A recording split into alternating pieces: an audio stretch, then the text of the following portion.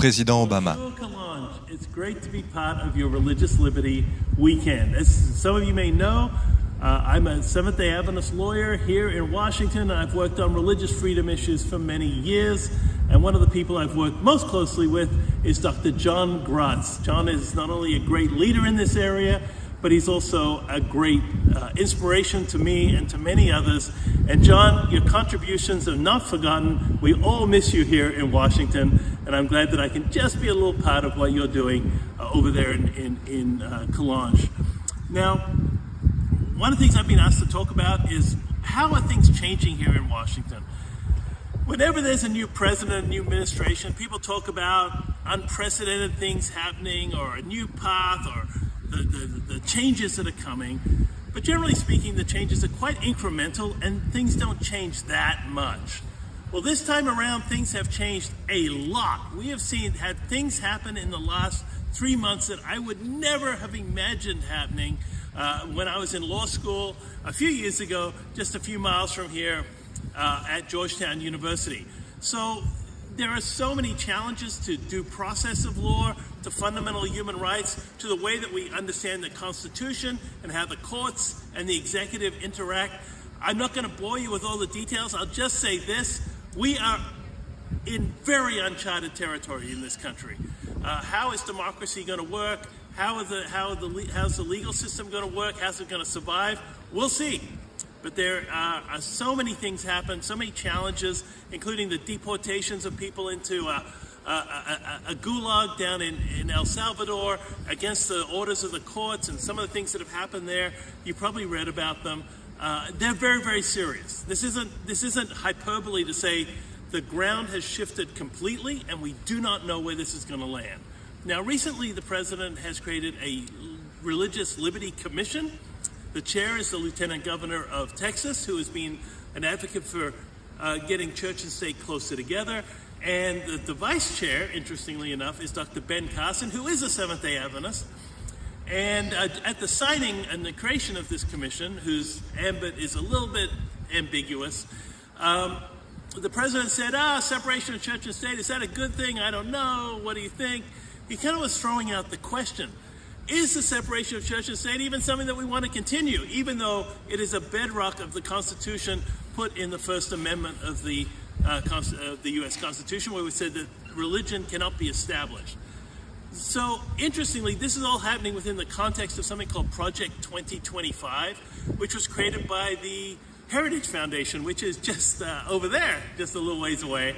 And I know people at the Heritage Foundation, but one of the things that they had in there was a provision that said to protect the family and workers, maybe we need to have protection for the Sabbath.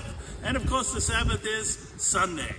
So, and they'd have, a carve out possibly for other people like Jews and Adventists and what have you.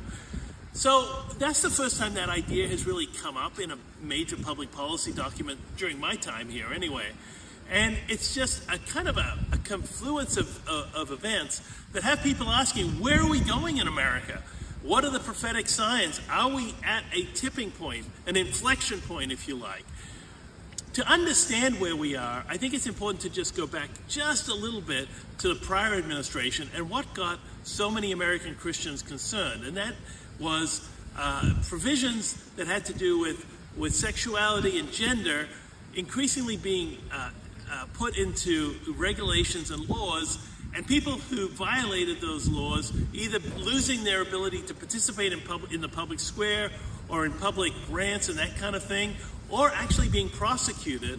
And that obviously made people very, very nervous, particularly those who are Christians and who maintain typical Christian values.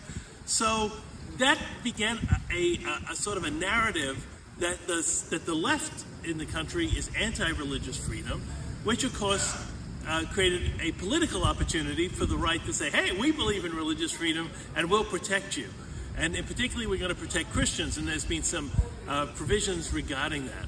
So isn't that a great thing? Well, there are good things about it, but there's also dangers, right?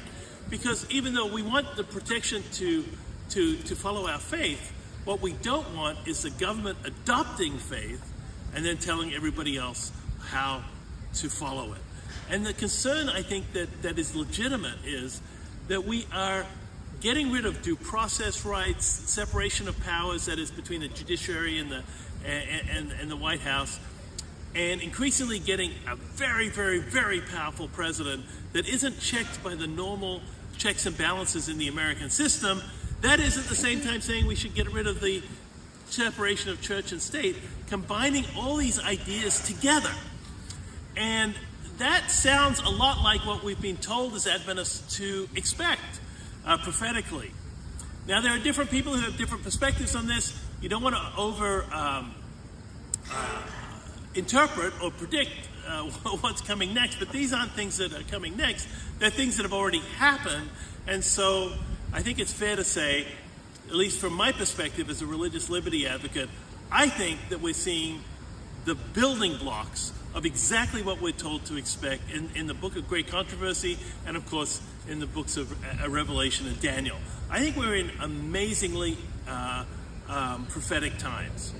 Now, some people say that's just the boy crying wolf. You remember the story of the boy who cried wolf, and everyone kept on crying wolf and nothing happened. I had a friend say recently, hey, I remember my parents saying all these things when John F. Kennedy was elected, because he was the first Catholic to be elected.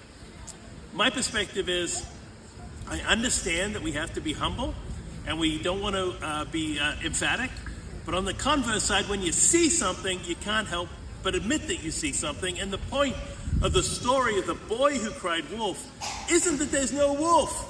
It's that when the wolf actually comes, everyone's too tired of talking about it, that they don't come to the rescue. I think we're at that point within our church. I think we're at that point within our society. Everyone's so tired of hearing that the sky's falling that when the sky is falling, we're silent. So stay tuned. It's a wild time in Washington. It's a really wild time in our world in general. And I think that from an Adventist perspective, from a Christian perspective, we have to be very, very alert now, because changes are profound, and I think they all point towards the culmination of this Earth's history.